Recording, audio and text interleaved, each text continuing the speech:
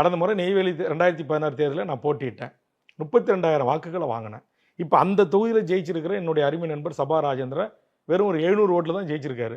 அப்போ அந்த 32,000 ஓட்டுள்ள தமிழக வாழ்வுரிமை கட்சியினுடைய ஓட்டின் ஊடாக சபா ஜெயிச்சிருக்காரா இல்லையா?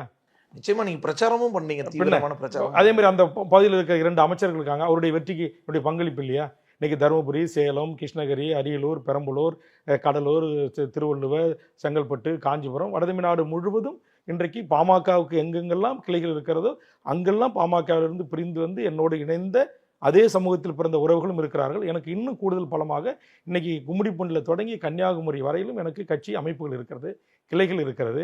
234 தொகுதிகளிலும் இன்றைக்கு நான் கட்டமைப்பு உருவாக்கியிருக்கேன். அது என்ன வடதமிழ்நாடு, தென் தமிழ்நாடு, கொங்கு மண்டலம் என்கிற அடிப்படையில் அந்த உறுப்பினருடைய எண்ணிக்கையினுடைய பலம் சற்று அதிகமாக இருக்கலாம், கூடும் குறையும். ஆனால் எனக்கு அமைப்பு இருக்கா இல்லையா? இன்னொன்று நான் கேட்குறேன், ஏன் நான் திமுகவில் இருந்து என்ன வெளியேறணும், நீங்கள் அங்கே சொம்பு தூக்குறீங்க, ஏன் அப்படி செய்யாத திமுகவில் இருக்கிறீங்க அப்படின்னு கேட்குற அதே யூடியூபர்கள் என்னைக்காவது திமுக வேல்முருகனை நீங்கள் ஒரு இடத்துல ஜெயிக்க வச்சுருங்க, வேல்முருகன் ஆதரவோடு திமுக குறைந்தது எனக்கு தெரிந்து ஒரு 50 இடங்களில் என் கட்சியினுடைய தொண்டர்களுடைய கடின உழைப்போடு என் கட்சி தொண்டர்களுடைய வாக்கோடு திமுக வெற்றி பெற்றிருக்குது இல்லை? அதை குறித்து என் தமிழ்நாட்டில் இருக்கிற பத்திரிகை ஊடக நண்பர்கள், நடுநிலையாளர்கள், பத்திரிகை அறம் பேசுகின்றவர்கள், அவர்கள் ஆதரவோடு வெற்றி பெற்ற திமுக உறுப்பினருடைய நிலை என்ன?